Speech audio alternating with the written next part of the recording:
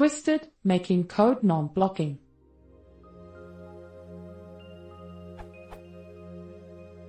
I'm a bit puzzled about how to write asynchronous code in Python/Twisted. Suppose, for argument's sake, I am exposing a function to the world that will take a number and return true/false if it is prime/non-prime, so it looks vaguely like this. Just to illustrate. Now let's say there is a web server which needs to call as prime based on a submitted value. This will take a long time for large number in.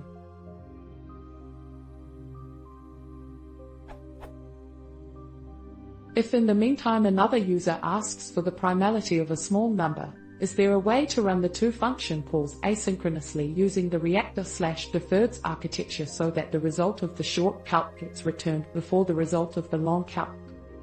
I understand how to do this if the isPrime functionality came from some other web server to which my web server would do a deferred get page, but what if it's just a local function?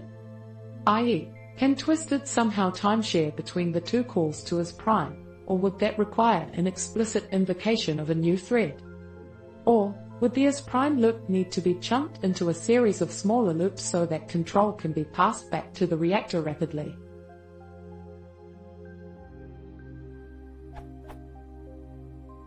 Or something else?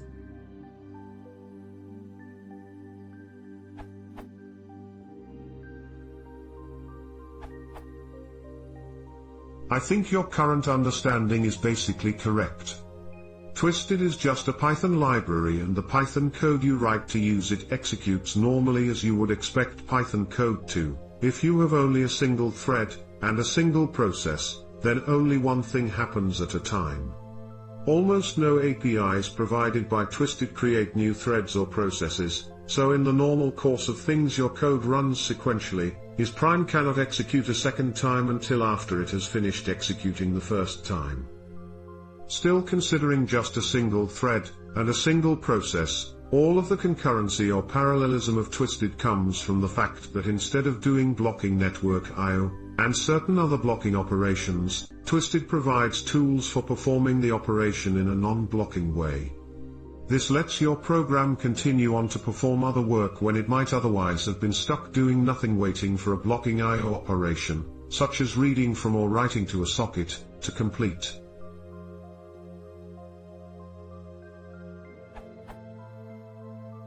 It is possible to make things asynchronous by splitting them into small chunks and letting event handlers run in between these chunks.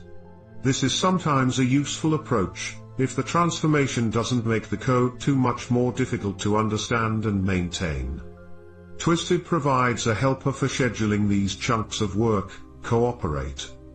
It is beneficial to use this helper since it can make scheduling decisions based on all of the different sources of work and ensure that there is time left over to service event sources without significant additional latency. In other words, the more jobs you add to it, the less time each job will get, so that the reactor can keep doing its job.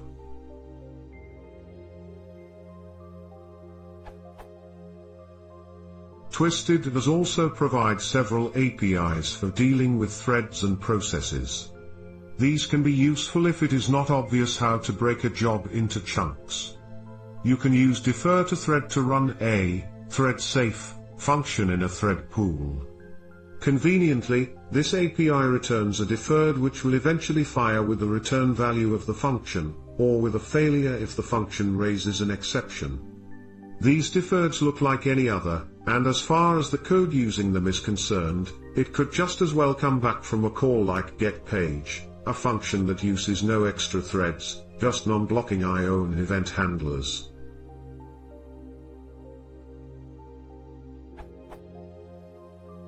Since Python isn't ideally suited for running multiple CPU-bound threads in a single process, Twisted also provides a non-blocking API for launching and communicating with child processes.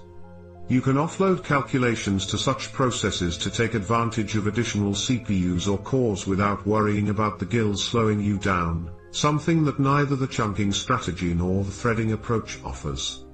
The lowest level API for dealing with such processes is reactor.spawn process. There is also ample a package which will manage a process pool for you and provides an analog to defer to thread for processes. Defer.